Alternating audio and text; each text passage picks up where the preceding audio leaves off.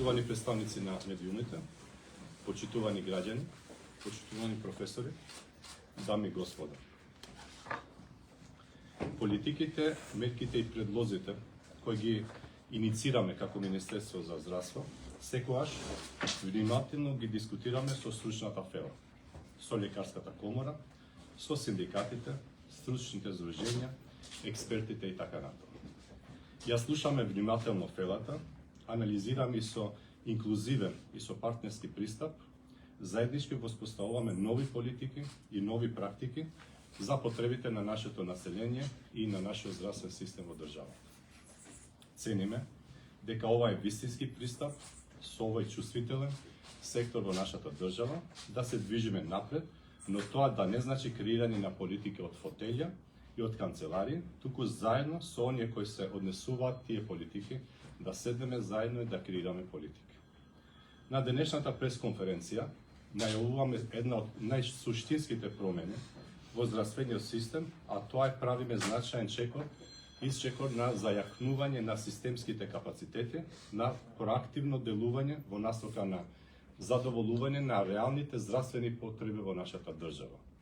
Затоа, дефинирани се нови програми за специализации, со кои темелно се менува начинот на кој се го создаваме медицинскиот кадар во нашата земја, што треба да биде носител на системот во следните години во здравствениот систем. Повеќе од 15 години програмите не беа суштински обновени, а за тие 15 години реалноста драстично се менува во нашата држава. Имаме демографски промени во зачестеноста на болестите, очекувањата на пациентите, но и во самата медицина во нашата држава. Јас доаѓам од IT секторот, каде што 15 години, ако не се менува моделот, вие повеќе не подготвувате кадар за еднината. Истото важи и за здравството. Ако не ги модернизираме програмите, ќе ја пропуштиме шансата новите методи, новите технологии да станат дел од нашиот секојдневен клинички пристап. Можеме да инвестираме во објекти и во опрема колку што сакаме, но без соодветен обучен кадар, тоа останува неискористен потенцијал во системот, односно кадарот е срцето на здравствениот систем во нашата држава. Суштината на новите програми е едноставна, но воедно и е храбра, односно се напушта логиката на премногу тесни профилирани специализации како почетна точка и се гради силна општа клиничка основа врз која потоа рационално ќе се надградува преку субспециализации. Тоа значи прво стабилен интернист или стабилен, например, општ хирург, а потоа таму каде што има потреба, процесот на образование ќе продолжи со кардиологија, гастроентерохепатологија, ендокринологија и други области како субспециализации и надградба на системот. Овие специализации се предвидуваат да траат првиот дел општи и после субспециализации, каде ќе добиеме прво општа специализација која може да одговара на реалните потреби на граѓаните, надвор од клиничките болници, во општите и регионалните болници во нашата држава, во секундарното здравство, таму каде што најголем реален здравствен потребен систем на човечки капацитети имаме.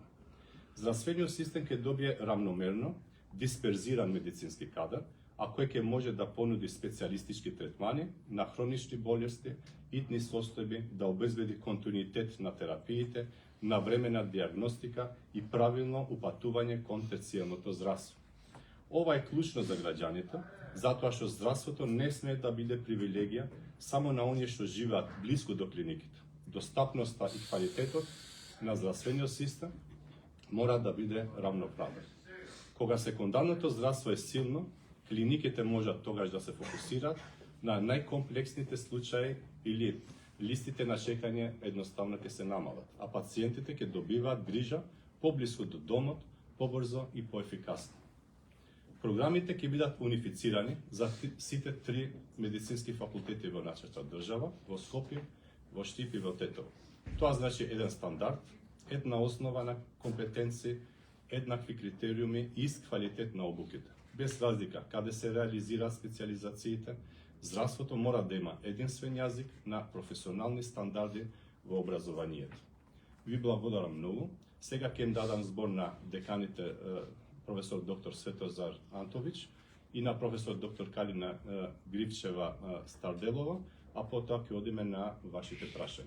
Само и на албански јазик. Благодарам. Të nderuar përfaqësues të medjave, të nderuar qytetar, të nderuar profesor, zonja dhe zotërin. Politikat, masa dhe propozimet që inicojmë i diskutojmë gjithmonë me kujdes me komunitetin profesional, me odën e mjekëve, me sindikata, shoqatat profesionale dhe ekspertët. Ne dëgjojmë me vëmendje profesionin, analizojmë dhe përmes një qasje gjithëpërfshirëse me partneritet së bashku krijojmë politika dhe praktika të reja në funksion të nevojave të qytetarëve në sistemin shëndetësor në shtetin tonë. Vlerësojmë se kjo është qasja e duhur për të ecur përpara në këtë sektor të ndjeshëm, jo përmes krijimit të politikave nga zyra dhe karige, por bashkë me ata që këto politika i përkrahin dhe drejt për drejt i implementojnë. Në konferencën e sotme për shtyp, po shpallim një ndryshim thelbësor në sistemin shëndetësor në shtetin tonë, me të cilën bëm një hap të rëndësishëm drejt forcimit të kapaciteteve sistemike me veprim proaktiv në funksion të përmbushjes së nevojave reale shëndetësore në vendin tonë. Janë përcaktuar programe të reja të specializimit, në disa tani ma janë mbaruar, në disa janë në vazhdim, të cilat ndryshojnë rëndësisht mënyrën se si i formojmë kuadrët mjekësore në shtetin tonë, që do të jetë shtylla e sistemit në nivel optimal në vitet e ardhshme. Për më shumë se 15 vjet, programet të arsimit të lartë mjekësor nuk janë përditësuar në mënyrë thelbësore. Ndërkohë realiteti ka ndryshuar ndjeshëm. Kemi ndryshime demografike, ndryshime në shpeshtësinë e sëmundjeve, në pritjen e pacientëve, por edhe në vetë mjekësinë si e tillë. Unë vi nga sektori IT-s, ku nëse 15 vjet nuk ndryshoni modelin, nuk përgatisni më kuadër për të ardhmen. E njëjta gjë vlen edhe për shëndetësinë. Nëse nuk i modernizojmë programet për specializim, do të humbim mundësinë që metodat dhe teknologjitë e reja të bëhen pjesë e praktikës së përditshme në klinikat tona. Mund të investojmë në objekte dhe pajisje sa të duam, po pa kuadër të trajnuar në mënyrë adekuate, ky potencial mbetet i pashfrytzuar. Kuadri është zemra e shëndetësisë dhe për këtë jemi të vendishëm. Thelbi i programeve të reja është i thjeshtë dhe shumë i guximshëm. Largohem nga logjika e specializimeve tepër të ngushta, si piknisje për që do të ndërtojmë një bazë të fortë klinike të përgjithshme, mbi të cilën më pas do të ndërtojmë mënyrën racionale përmes subspecializimeve për specializime shumë të ngushta në fusha të ndryshme. Kjo do të thotë fillimisht një internist për shembull i fortë dhe një kirurg i përgjithshëm i fortë, e më pas aty ku ka nevojë profesion arsimor do të vazhdon me kardiolog për shembull, gastroenterolog, hepatologjik, endokrinolog dhe kështu me radhë për fusha të ndryshme për subspecializim. Këto specializime parashikohen të zgjasin aq vjet në vazhdimëri nga profili që do të krijojmë specializimet. Qëllimi është të formohet një mjek specializant i përgjithshëm e pastaj të mund të vazhdon më tej me subspecializime në fusha më të ngushta.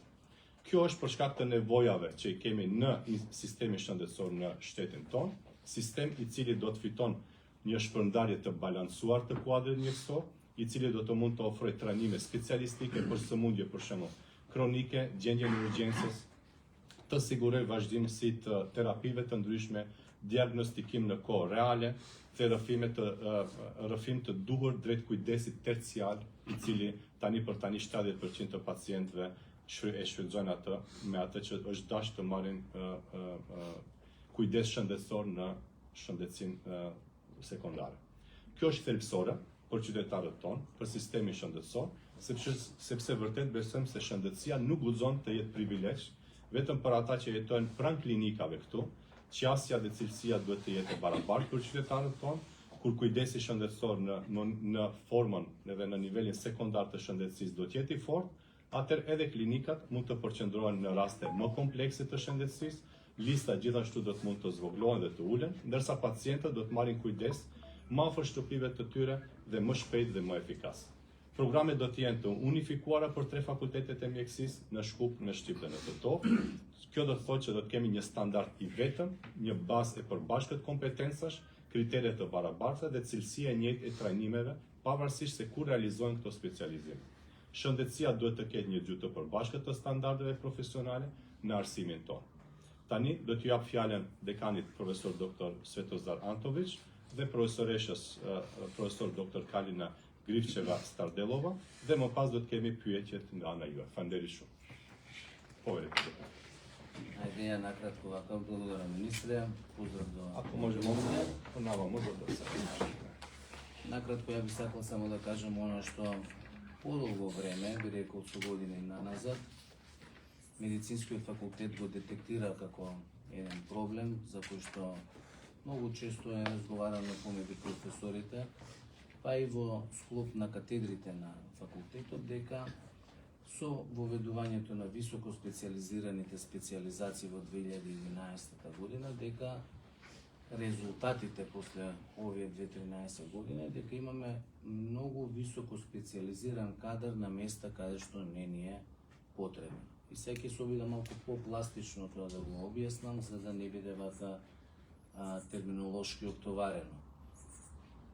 Порано имавме специализации каде што мора да станете општ хирург или општ интернист, кој што здобива лиценца за општ интернист, тогаш трае 4 години тие специализации и тоа ги задоволуваше сите потреби на болниците во секундарното јавно здравство.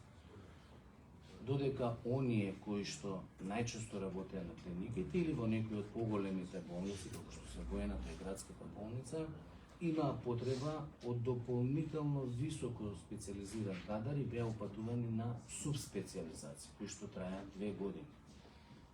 Или уште по-пластично, за да станете специјалист и субспецијалист по нефрологија, ви треба 6 години едукација. Меѓутоа, во внатрешноста на вистина не ви се потребни нефролози или кардиолози, или не велам не ви се потребни, меѓутоа е многу подобро да располагате со кадар кој што е со лиценца за општи интернисти или хирург, кој што може да дава многу поширок диапазон на услуги кон пациентите, кои што во крајна линија и се доволни за онаму каде што тој колега, хирург или интернист работи. Некако субспециализациите беа проектирани дека треба да бидат во терцијарното здравство. И сега еве после таа реформа во 2011 се соочуваме да во одредени болници, односно не во одредени, во голем дел од болниците, ние немаме општи интернисти, дежура кардиолог кој што не може да препишува терапија од другите, да речеме, области. Така да, иако овој проблем сме го воочиле, да речеме, уште пред неколку години, па и повеќе би рекол, сега еве се собира една сила да во контакт со сите шефови на катедри, со сите, еве да речем, професори од медицинскиот факултет, не само во Скопје, верувам и во Тетово и во Штип, конечно се нафаќаме на тоа да го ревидираме. Односно сметаме дека на вистина треба да се вратат тие општи специализации, особено на хирургија и на интерна, кои што ќе ни го понудат она што на нашата држава на вистина не е потребно и нормално продолжување потоа на субспециализација од 2 години кои што би биле наменети, да речеме, за клиничарите. Така да тоа е најголемиот дел од, да речеме, оваа реформа што ќе опфати, менување на начинот како станувате експерт во една област. И бидејќи интерната медицина и хирургијата ни се најболните, да речем, точки, од тамо некако ја почнавме целата работа, тие програми веќе поминаа на катедрите, а за сите останати специјалности, нормално во соработка со професорите од соодветните катедри, понатаму ќе видиме што ќе се случува. Тоа е вака накратко што.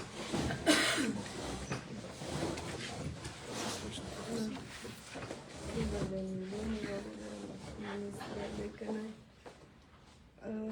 Као иницијатор на сета ова настан беше Лекарска комора.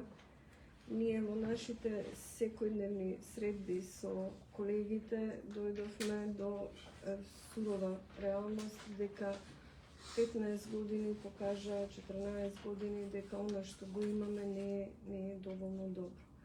Ние генерално имаме потреба да им овозможиме на луѓето кои учеле да можат да работат и да прегледуваат пациенти со сета своја одговорност. Им должиме на нашите пациенти да имаат у соодветна болница блиски луѓе стручњаци кои ќе им помогнат или понатака ќе ги насочат ако има потреба од повисоко стручно ниво. Сегашниве специализации се по општа интерна и по општа хирургија се предолги кога ги споредиме со субспециализациите и колегите реално бираат да одат директно на субспециализација. И што се случува во нашата реалност? Ако на итна служба дежура ендокринолог и дојде пациент со инфаркт, он знае, да кажеме, да го истретира, но ако се случи нешто со пациентот, он не бил соодветен доктор да го третира пациентот. И тука колегите со сиот страв се обидуваат да одбијат да дежураат, затоа што реално постои проблем. Они не се соодветни доктори со она што им го дава интерна медицина. Но 6 години интерна медицина е предолго за да ние цело време викаме ни фали кадар. Ајде да го тераме уште да учи и уште помалку да ги мотивираме да запишуваат медицина, нели? 6 години студии, 6 години специализација, субспециализација, тоа е се во ред, ама сме сиромашни со кадар специјалистички. Разговаравме со колегите, прво почнахме и со колегите од Козла педиатрија. Они се субспецијалисти детски пулмолози со таа специализација детска пулмологија, меѓутоа они се педиатри и може да препишува само ограничен број на лекови. Али се педиатри, кај нив доаѓа на дежурство секое болно дете. Разговаравме како лекарска комора, сме членка на ЗЕВА, имавме и конгрес годинава кај нас организирано, тоа е Комитет на комори на Централна и Југоисточна Европа. Менјавме искуства, да видиме како е тоа кај нив. Со цел да овде прикажеме дека треба да се направи некое поместување, во јуни месец, 16 јуни, ги повикавме представниците на комората од Германија, каде Германија, Австрија и Словенија се земји каде што коморите ги координираат специализациите и ги контролираат квалитетот. Повикавме од комора од Хрватска и од комора Србија. Тоа се две комори кои почнале од еден систем, што сме го имале заеднички. И имавме презентација, разменивме искуства.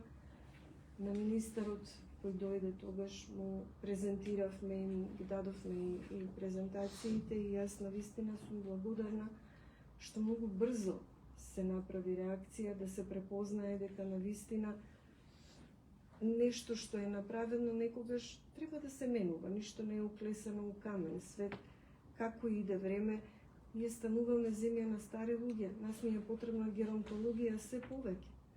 Значи, треба да се апдейтираат оние начини на кои докторите се образуваат со цел да бидеме подобри, да нашите пациенти бидат подобро згрижени. Се направи брза реакција, деканите се вклопија, така да ево не тука пред вас. Благодарам.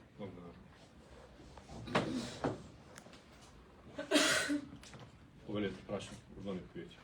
Од кога ќе почне имплементирањето на оваа нова специјалистичка програма во медицинскиот факултет? Па се уште сме во те, значи програмите како што деканот рече, само за 2 специјализации се готови, да ги чекаме сите да завршат. Цениме дека по завршувањето ќе се направи соодветна административна процедура за да може истите да се имплементираат и ќе почнеме одмah со имплементација. Министер, кога ќе бидат реализирани барањата за платен стаж во примарната здравствена заштита за лекарите со положена лиценца, со оглед на тоа дека чекаат 7 месеци да бидат распоредени во ординациите каде има потреба, дури дел од нив викаат не мора ни да биде платена, да го завршиме овој дел од образованието за да може да запишат нели специјализација. реално примарното здравство ни е во фокус и почнуваме реформите од примарното здравство. Веќе креирана е работната група заедно со Светска здравствена организација. Знаете дека е пообемен пристапот и проектот кај нив. Ценам дека сите недостатоци и временски рамки кои што беа дефинирани или процедурите кои што беа како алгоритми во примарното здравство ќе мора да се менуваат. Јас го знаете мојот пристап, фактички креираме работни групи кои што се стручњаци од областа и чекам од нив фидбек за да може прво да имаме таа целосна слика како сакаме да изгледа примарното здравство и после ќе одиме чеко по чеко да се менуваат тие процедури внатре. Реално, мислам дека во целиот здравствен екосистем предизвиците ни се во примарно здравство, за да може и терцијалното здравство да се намали притисокот кон терцијално здравство. Знаете дека 70% на пациентите ни доаѓаат таму. И тука не е само тој предизвик, тука имаме неколку предизвици во примарното здравство и затоа планираме и нов сектор за креирање на национална стратегија 10-годишна заедно со Министерството за образование и со комората, за да може да дефинираме рамка како може нашите човечки капацитети во примарно здравство да бидат соодветно едуцирани и после формалното образование.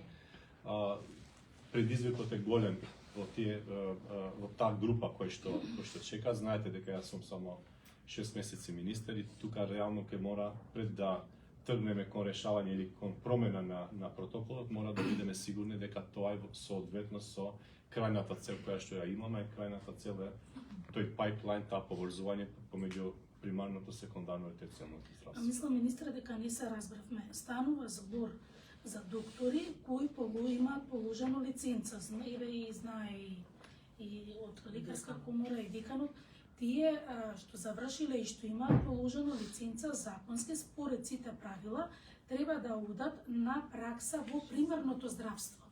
Не да бидат вработени, значи платена пракса им е тоа. И тоа им е услов за специализација.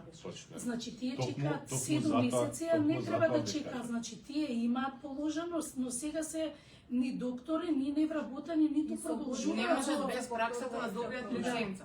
Идејата е да креираме нова методологија и пристап за да може ние да ги следиме дека тие доктори веќе се дел од примарното здравство. И тој чекор не е дел од примарното здравство. Јас не знам колегите тука не ми се од секторот примарно здравство, ако можете да одговорите, но идејата е тука таа методологија да се менува. Ама тие сега се Јас би помогнала во одговорот. Значи за специализација може колегите да поминат тие 6 месеци во матична установа. Оние 6 месеци што се платени беше идејата да поминат во брза помош. Меѓутоа финансии треба да ги одобри тие пари за плата. Не им ја пречка ако отидат и да работат во некоја матичен доктор, тоа ќе се рачуна за почетокот на специализација, али нема да биде платено од Министерство за финансии, него од ординацијата кај што ќе биде вработени, ќе се иде на специализација. Мислам кај што ќе тера тоа пола година. Министер, се што shkruar buxhetin për pacientët me sëmundje të rralla dhe deri ku është procedura me parkingut. Për herë të fundit thatë se është përfunduar procedura administrative, tash ende nuk ka punë në terren. Pra, единични буџети nuk mund të shkurtohet thjesht ai buxhet grumbullohet nga akciza në Ministrinë e Shëndetësisë. Pra, ideja është të reorganizohet brenda, edhe edini që protokollet e reja veç I kemi një palë kanë kaluar në qeveri, I keni në webfaqe më duket për smundjet të rralla. Që ideja është që të definohet një roadmap në këtë pjesë si do të ndahen këto ilaçe për këtë grup të qytetarëve. Sa I përket parkingut është e vërtet ka mbaruar procedura administrative. Besoj që këtë javë në të martën varet nga institucioni avokati I popullit, nëse është gati dokumenti nga ato, veç do duhet të kalohet në qeveri dhe do të fillojnë procedurat e implementimit apo punëve në teren. Pra procedura administrative ka mbaruar. Povedete. Zotri Minister, Spitali I Kumanovës ka kërkuar në korrik punësimin e 72 punonjësve të rinj. për shkak të mungesës së stafit. Sipas spitalit, kjo kërkesë është refuzuar para 1 muaji nga Ministria e Financave, ndërsa nga kjo ministri nuk kemi marrë asnjë sqarje konkret. A mund të na tregoni pse është refuzuar kërkesa dhe çfarë masa do të ndërmeni ju? Pra, e dini që nga çdo institucion shëndetësor kemi kërkuar në bazë të sistematizimit që kanë nevojat e kapaciteteve njerëzore, kështu që neve të vetëdijshëm që edhe në rastin në Kumanov ky kapacitet në cilën e kërkon është në përputhje me sistematizimin e tyre. Pse është refuzuar realisht nuk mund ta them, nuk kam ndonjë informat, megjithatë mund ta them që mund të riaplikohet, pra edhe kështu i kemi komunikuar edhe spitalet tjera që kanë pasur rastin e njëjtë ose të ngjashëm, që të mund të riaplikojnë edhe pastaj procedura të fillon për buxhetin 2026. Faleminderit. Sa jemi tek spitali në Kumanov, atje mungojnë mikrobiolog, pacientët presin deri në 2 javë që vijnë në Shkup të shkojnë mjekët atje për të lexuar rezultatat. A jeni në dini për këtë dhe çfarë do bëni? Jo vetëm në Kumanov, pikërisht ky është problemi që ne sot bashkë me universitetet dhe fakultetet e mjekësisë bëjmë ndryshimin në specializime, për shkak se realisht po të shkoni në çdo qytet në departamente të ndryshme mungojnë mjek të specialistë të ndryshëm. Pra kjo ndodhen edhe në Kumanov, ndodhen edhe në Shqip, ndodhen edhe në Tetov, ndodhen në Gosivar, gjithande. Edhe ky është fakti që ne detektuam si të tillë, edhe ky është një prej rezultateve që të arrijmë për 4 vjet në specializantë të cilët janë të përgjithshëm dhe do të japin shërbime në spitale të ndryshme. Kështu që ky është realiteti, e dini që kuadër nuk mund të krijohet për një ditë, duhet 5 vjet specializime, 6 vjet fakulteti, kështu që minimum juve ju duhet 9-10 vjet të keni një profil i cili do të mësoni. Министрът, дали е готов наодът, што беше започинато до ВМ, за да се утврди причината за смртта и стручната комисија што ја формирате, што покажа? Кои се наводите? Државниот здравствени санитарен инспекторат веќе заврши со процедурите, имаше и пресконференција, таму не се детектирани административни процедури кои што не се имплементирани. Исто така комисијата е формирана. Мислам дека денеска се на терен, ако не се лажам, ако не денеска у понеделник, бидејќи јас бев на пат. Исто така да чекаме и од обдукција резултатот, за да ги агрегираме сите податоци од трите институции, од трите групи и на крај ќе имате информации или на пресконференција или преку нашите канали за комуникација. Министре, дали ги прашавте лекарите од ДСЗИ зошто во формирањето на нивниот наод не ја зеле пријавата на началничката Елизабета Петковска за несовесно лекување со предизвикување смртни последици. Зошто тоа не е дел од документацијата што ДСЗИ ја навела во извештајот до вас? Реално, знаете дека не бев тука, јас документот не у канцеларија, не успеав да го читам, што има внатре. Знам дека со комуникација со директорот рече дека случајот од наша гледна точка е чист, така да тие ми се информациите, ќе проверам што све има внатре и што е анализирано и ќе ве известам. Ја прашавте ли директорката на ГАК зошто 2 месеца не повела дисциплинска поставка за докторката кога добила таква пријава од нејзината началничка на интензивна нена? Знаете, сепак сме институции, ние мораме првично во центарот на екосистемот во здравството е пациентот, но исто така главна алка ни се и здравствените работници. Затоа ние не сакаме од здравството да правиме сензации, сакаме институционално да ги следиме сите процедури и од клиничка гледна точка и од административна гледна точка, така да биве замолен и вас како медиуми и ние како здравствени дел од здравствениот систем и креатори на политики и имплементатори на протоколите за здравство да бидеме предпазливи и да ги следиме сите протоколи, дали се тие клинички или здравствени или административни, ние ќе мора да ги следиме. Затоа процедурите се таму почнати според моите информации. Еве веќе при крај сме со извештаите веќе од инспекторатот имаме, од работната група ќе видиме од клиничка гледна точка каков тип на извештај ќе добиеме. Исто така ќе видиме од од Институтот за патологија каков тип на извештај ќе добиеме и на крај ќе бидете информирани соодветно. Се работи за човечки судбини, така да ќе ве замолам и сите заедно да креираме здравствен систем кој што секој од нас прво е потенцијален пациент и треба да верува и во докторите и во здравствените институции, но на крајот на денот исто така треба да веруваме